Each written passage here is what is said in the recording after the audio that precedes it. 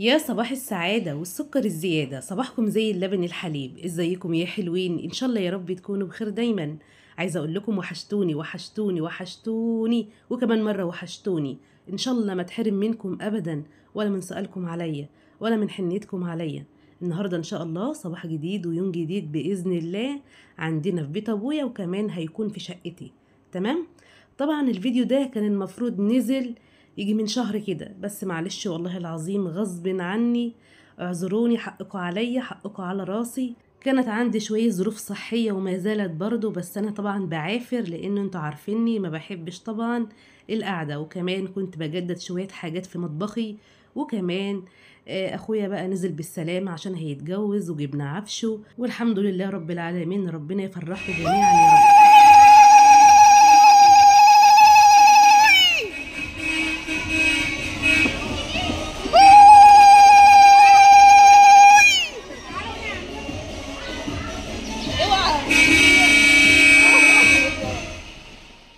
طبعا يا حلوين، العفش بتاع اخويا او جهاز اخويا ده من شهر كده، بس الفيديو ده نزل متاخر ليكم زي ما قلت لكم، كان في ظروف. عقبال حبايبكم جميعا يا رب. واللي بيشاور ده المعلم محمد عبد المنعم جوز خالتي، هو اللي عامل الجهاز لاخويا. ربنا يوسع ارزاقكم جميعا يا رب، اللهم امين. وطبعا يا ولاد والله العظيم الفرحه ما كانش تسعياني.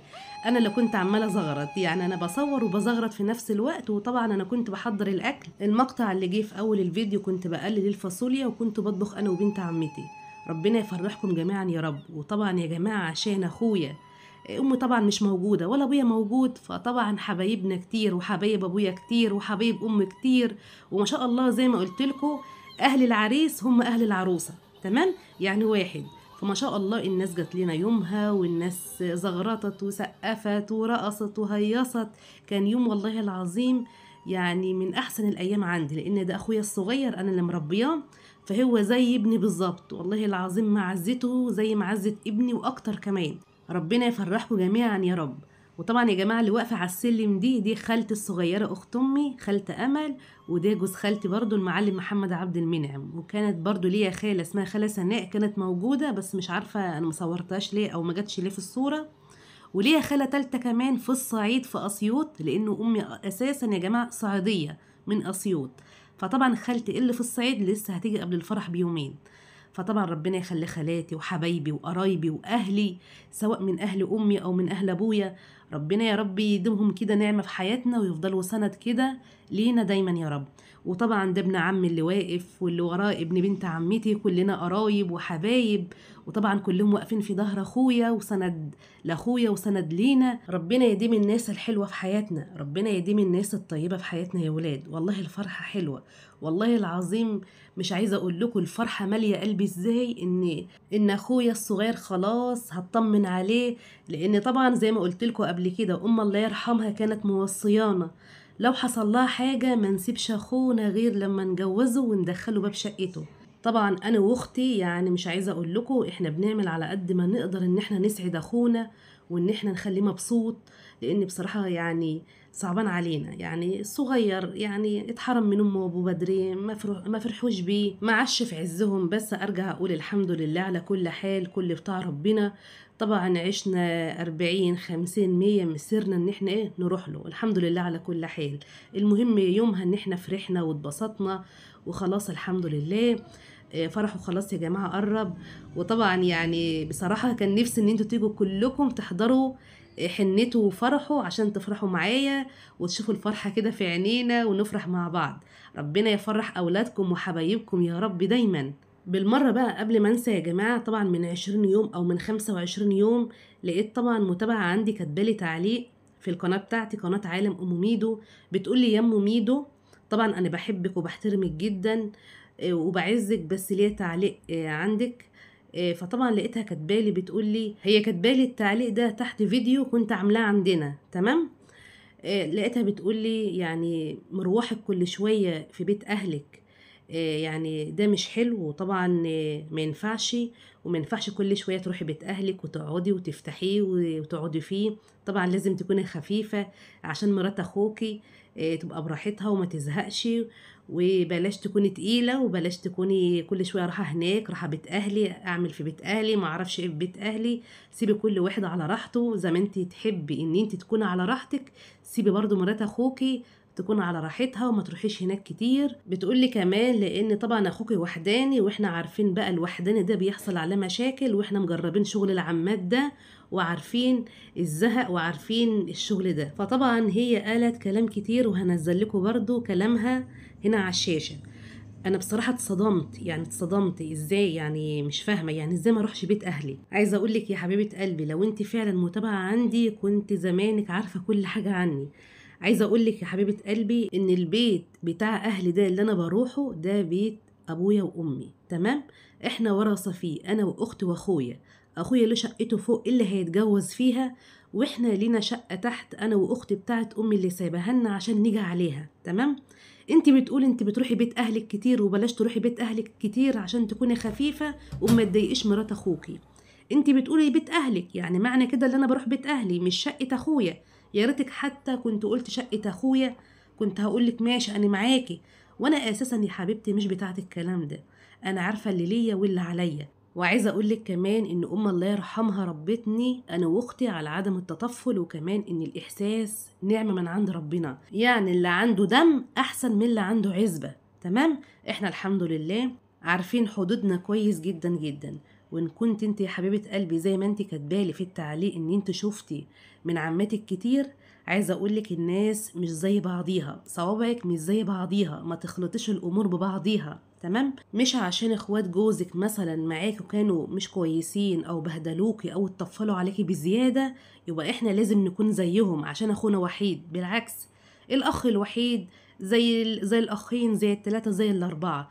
المهم نكون احنا عارفين حدودنا كويس وعارفين ايه اللي لينا واللي علينا، تمام؟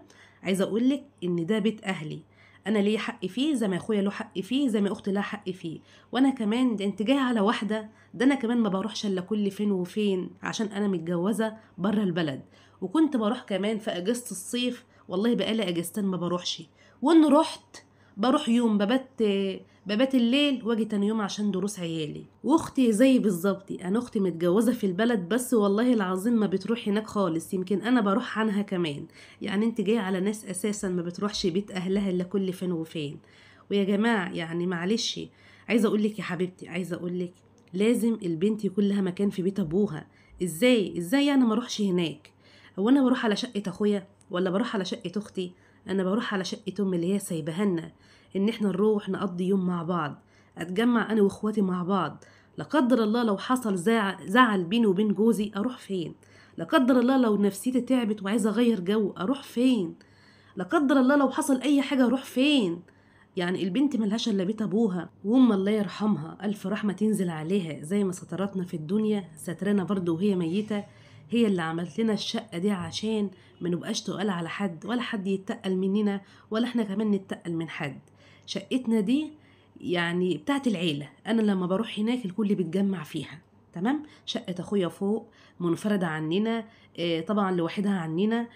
طبعا احنا لما بنروح هينزل يقعد معانا، مراته هتنزل تقعد معانا، تشوفنا نقعد مع بعض بعيد عن بهدله شقته خالص. والحمد لله احنا لا بنتدخل في شؤون حد ولا بنتدخل في حياة حد. احنا بقالنا 4 سنين خاطبين بنت عمتي، الحمد لله لحد الآن ما حصلش مشكلة بينا. الحمد لله. هقولك ما حصلش مشكلة بينا ليه؟ عشان احنا عارفين حدودنا كويس، لان اكتر المشاكل زي ما انتوا عارفين بتيجي من اهل الراجل او من اخوات الراجل، تمام؟ وعشان احنا عارفين الاصول وعارفين ربنا، اللي ما نقبلوش على نفسنا ما نقبلوش على غيرنا. احنا عارفين حدودنا كويس، لا بنتدخل بين اخويا وخطيبته الا بالخير، الا بالخير، اقسم بالله الا بالخير. ولا بنحط مناخيرنا في اللي ملناش فيه، احنا ملناش دعوه خالص يا جماعه، اقسم بالله العظيم. عشان كده في ناس مستغربة لحد دلوقتي ان احنا بقالنا 4 سنين خاطبينها، وانتوا عارفين طبعا فترة الخطوبة لما تكون طويلة بيحصل فيها مشاكل. بس زي ما قلتلكوا احنا عارفين اللي لينا واللي علينا، ما بنتحشرش خالص ولا بنتدخل في اي حاجة. وطبعا لو حصلت مشكلة مثلا او زعل بين اخويا وخطيبته، زي ما قلتلكوا احنا بنتدخل بالخير.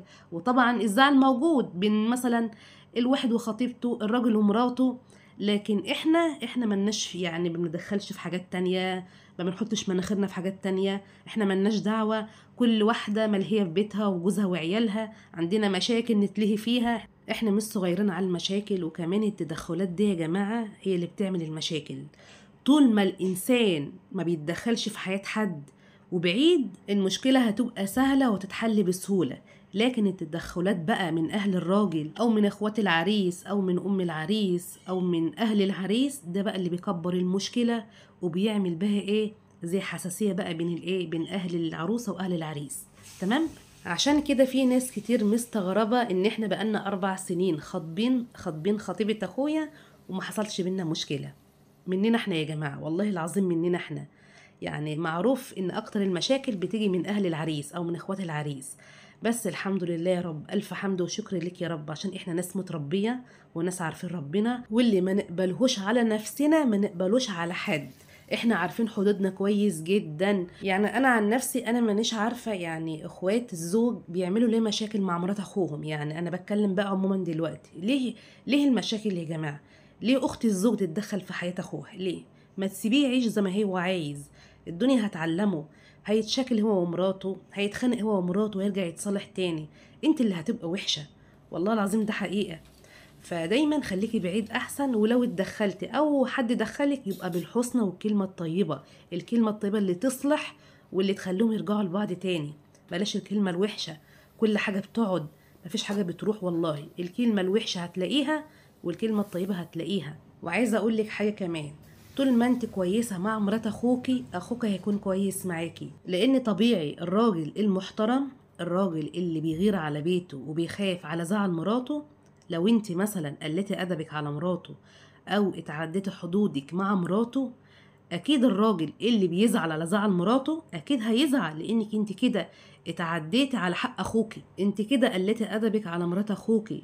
زي ما اخوكي يزعل عشانك لو مراته قلت ادبها عليكي، هو برضو يزعل عشان مراته ان انت قلتي ادبك عليها.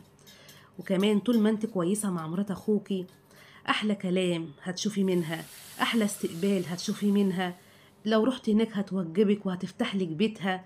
لكن انت طول ما انت مش كويسة معاها والله ما هتشوفي حتى وشها. ليه؟ لانك انت بتروحي تعملي لها مشاكل، لانك انت منكدة عليها حياتها.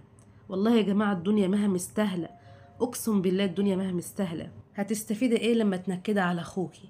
هتستفيدي ايه لما تعملي مشاكل لاخوكي؟ ولما اخوكي بقى ايه يقول لك كلمه ملهاش لازمه، ولا مرات اخوكي تقول لك كلمه ملهاش لازمه، يبقى انت كده حطيتي نفسك في موقف محرج وموقف وحش، وخليتي شكلك مش حلو خالص.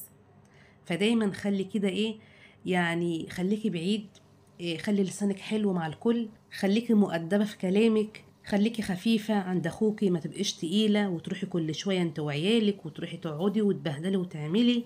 لا طبعا ما يصحش، كل واحده لها خصوصيتها وكل واحده لها حقها في بيتها. خليكي غاليه، خليكي عزيزه، خليك كده لما تروحي إيه، طبعا هما اللي يقولوا لك تعالي عشان انت عزيزه، عززت نفسك من الاول.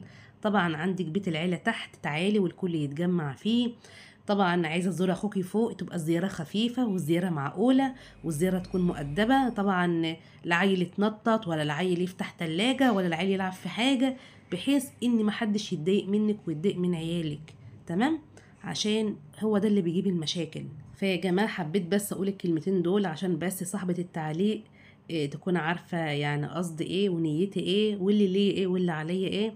وطبعا هي لو متابعاني من الاول هتعرف ان احنا الحمد لله ناس متربيه وناس عارفين الاصول. وطبعا الحمد لله طول ما احنا عارفين الاصول وعارفين الحدود ولنا حدودنا، الحمد لله احنا مرتاحين وبنريح غيرنا. الحمد لله اللي بيفهم بيريح يا جماعه، والله العظيم ده حاجه حلوه لينا ولغيرنا. الحمد لله على كل حال. ربنا كده يجعلنا كده خفاف على القلب دايما يا رب. طبعا يا حلوين المقاطع اللي انتوا شفتوها اللي فاتت دي كنت بقى عندنا يوم الجهاز بتاع اخويا احنا بنطبخ يا جماعه عشان حبايبنا اللي عندنا يتغدوا معانا. وتاني يوم روحت، لما روحت طبعا طبخت عشان ابو ميدو كان مسافر، وبعد كده ايه ما قدرتش اغسل مواعين. فتالت يوم بقى صحيت زي ما انتوا شفتوا في المقاطع اللي فاتت، المطبخ كان يضرب يقلب. طبعا بقى ايه غسلت ايه يا أم ميدو غسلت المواعين ونظفت المطبخ وعلقت على الغدا وحطيت دور في الغسالة الصبح. وطبعا المطبخ ده يا جماعة انا جددته. كان الراجل بتاع الرخام جه شال الرخام الا على المطبخ، عشان الراجل بتاع المطبخ هيجي ياخد المطبخ عشان يدهنه ويجدده. وكمان الرخام القديم الراجل بتاع الرخام هيعمله لي قوايم تحت رخامة الحوض، لان طبعا انا شلت الحوض وعملت رخامة حوض. فالدنيا بقى كانت متلخبطة عندي الفترة دي، والدنيا كانت مقلوبة عندي، والحمد لله رب العالمين خلصت على خير. ولسه بقى ما طلعناش الهدوم الشتوي، ونضفت بقى في الشقة والحمد لله. وتعبنا واتهلكنا، وانا اصلا ماليش التعب اليومين دول خالص ولا ليا الوقفة. والله مطلوب مني اشاعة لسه هعملها، بس قلت مش هعملها غير بعد فرح اخويا ان شاء الله. والحمد لله ده احنا بنعافر في الدنيا وبنجري في الدنيا عشان خاطرنا وخاطر ولادنا. الحمد لله رب العالمين. طبعا يا حلوين بقى ايه، بعد ما اتغدينا عملت بقى شوية ملوخية وفرخة كده مسلوقة وحمرتها. والحمد لله غسلت بقى المواعين ونشرت بقى الهدوم. مش عايزة اطول بقى عليكم اكتر من كده، انا نازلة رغي رغي رغي. خدت الفيديو كله رغي رغي رغي. اعمل ايه، وحشتوني والله العظيم وحشتوني. يعني انا حاسة ان كان ناقصنا حاجة. ربنا ما يحرمني منكم ابدا. وخلاص بقى الشتاء دخل وانا برتاح نفسيا في الشتاء. الحمد لله على كل حال. هتوحشوني، استنوني بقى ان شاء الله فيديو جديد. مع الف سلامة.